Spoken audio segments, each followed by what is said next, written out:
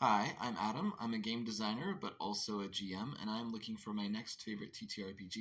Today I am looking at Forbidden Lands, which is by Free League Publishing. It uses the Year Zero engine dice pool system, and that was familiar to me because I have looked at the One Ring in the past, and that's the same. Basically, get used to rolling lots and lots of d6s, six-sided dice. You'll also need an 8-sided die, a 10-sided die, and a 12-sided die. Each of the six-sided dice have symbols. There's a skull on where the 1 would be, and there is a success symbol for where the 6 would be. That's important because if you fail what you're trying to do, you can push a roll, which means you can re-roll all of the dice except for the ones that have a symbol on them. That comes at a cost because after you push your dice, if you roll additional ones, then you might degrade your gear or damage yourself. Forbidden Lands has its own default campaign setting called Ravenland, which sounds quite dangerous. Apparently all the population centers were separated by this mist that would come up every night, and terrible beasts still roam the lands. The mist is gone, so there's a new age of discovery and exploration, but the terrors and horrors still exist. But with minor tweaks, the game will work for basically any fantasy setting. The first thing you do when you create a character is to choose your kin: humans, elves, dwarves, orcs, half-elves, goblins, wolfkin, halflings. All of them have specific histories and even enmities between them. I wasn't too keen on being shoehorned into this. I suppose you could just scrub it and say, no, we're just taking the mechanics, put the lore aside. And I also didn't love the term half-elf. I think D&D and various other games are moving away from half-races for good reason. While I'm on the topic of bioessentialism, orc is not one of the playable kin. In fact, in many of the examples, orcs are used as the default enemy, and they're always referred to as it.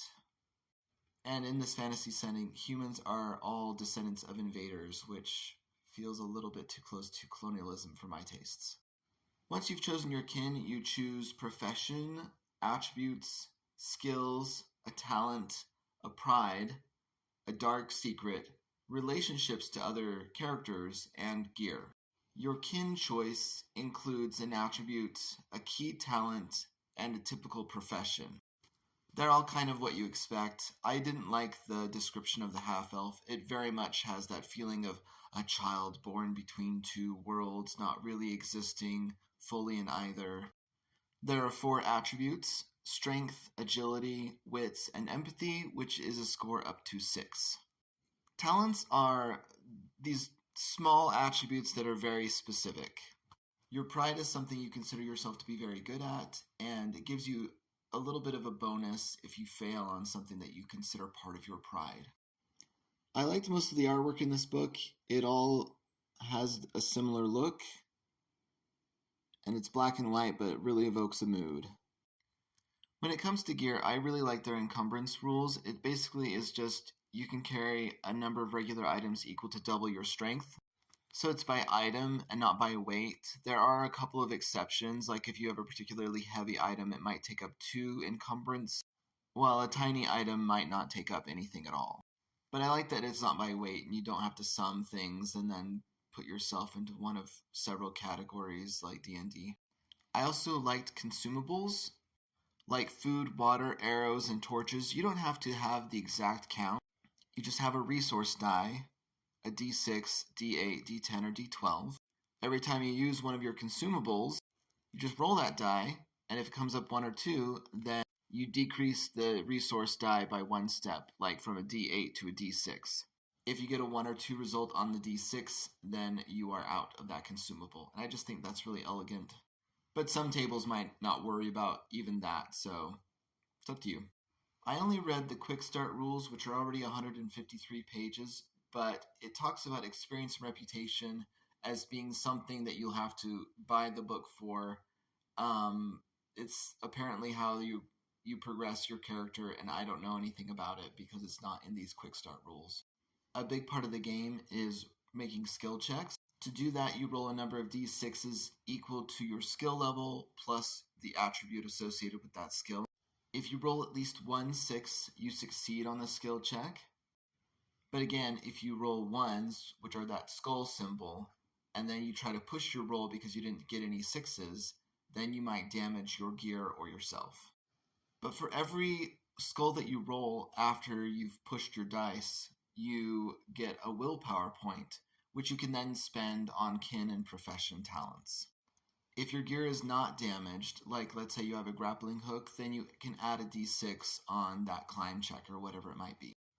I liked their initiative system. Basically, you just have cards that you draw. They're numbered 1 to 10, and then you go in that order, and everyone can see your card because it's clearly labeled and put in front of you. If you have the advantage of surprise, then you just get to draw 2 cards and keep the highest. And if you don't like the card, then you can always swap with another player, and you basically just trade your initiative count. I think that's a really elegant way to do it. You have to get cards, obviously, but besides that, it's pretty simple. I don't like that there's not any benefit from having a higher agility than another player, but I can live with that. On your turn in combat, you can do 1 slow action and 1 fast action, or 2 fast actions. Seems like most of your typical attacks are a slow action, so you can do 1 of those and then do something else. There isn't really reach or range, at least not in feet. It's divided up into zones, and you can have close, near, far, and very far, I think. And then your weapons deal 1, 2, or 3 damage. You can deal 1 more damage for each victory symbol that comes up when you roll. And you don't really have hit points. Damage is tied to your attributes. So you could suffer agility damage, or strength damage, or wits damage, or empathy damage. Unlike a lot of other games, players roll to defend themselves. The monsters or antagonists don't roll to attack. Kind of like a fighter's second wind ability in D&D, you can roll anytime you want to recover. But unlike the fighter in D&D, this is something that any character can do. It just costs an action. Damage can leave lasting physical or invisible scars. And finally, characters only have 4 conditions: hungry, thirsty, sleepy, and cold. About the last third of the quick start rules are an adventure and then a bestiary. Each entry in the bestiary has flavor text or lore, whatever you want to call it, and then also this table that you roll d6 on to determine what kind of attack the monster does. And it seems like every single creature that you might fight has that d6 table. So fights can be pretty variable depending on how you roll. Of course, there's always the option to just choose from among the 6 options. And then the last few pages are sample player characters. Each one takes up 2 pages, but that's with an illustration, with flavor text, and it's a pretty large font. So you could probably fit it all onto 1 page. So will Forbidden Lands be my next favorite TTRPG? I think if I had read this a little bit earlier on, I've now read dozens of games.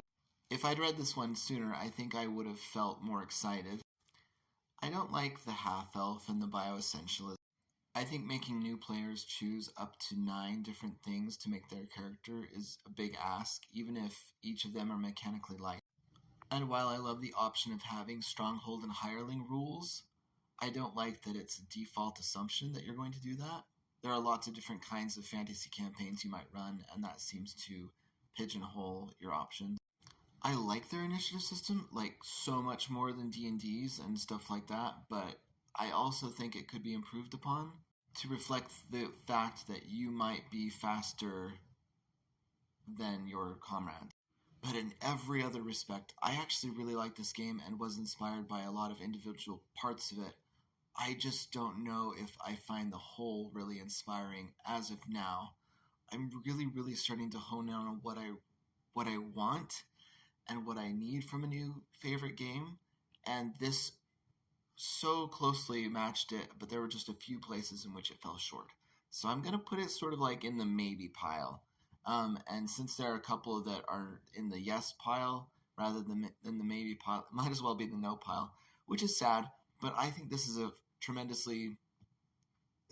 great game. You can get the free quick start rules. There's tons of content there, and I will talk to you next time.